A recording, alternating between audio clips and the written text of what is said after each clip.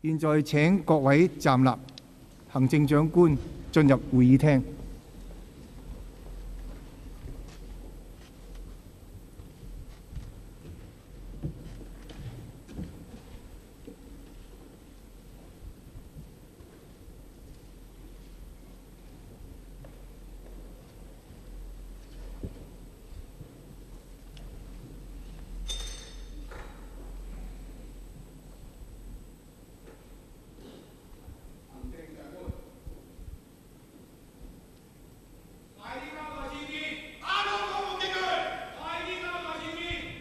議員保持肅靜。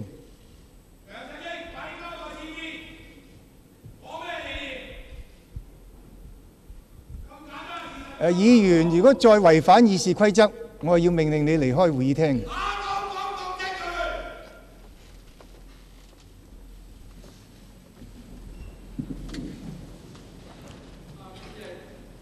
我想特首發言咩問題？我想特首發言之前，想主席澄清一陣間個程序嘅啫。因為即係我理解咧，就歷史上呢個議事堂從未試過咧，除咗係宣讀施政報告之外咧，特首嚟呢個議事堂係作呢一個答問咧，呢個行政向立法呢一個嘅交代咧，立法係有責任向政府提出質詢嘅。但係今日呢一個安排呢，係完全冇俾機會議員就翻特首嘅發言提出呢一個嘅質詢。究竟呢個做法有冇違反咗呢個基本嘅原則？同埋主席會唔會酌情，會俾部分嘅時間呢，俾議員就特首發言之後呢，係提出呢個質詢，以履行呢個嘅？陳議員，你嘅問題好清楚啦，請你坐低。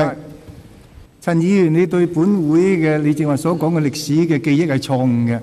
本會咧曾經試過有2次係前2任嘅不同嘅行政長官都係同樣係按照我哋嘅議事規則第8條 A 係嚟本會發言嘅。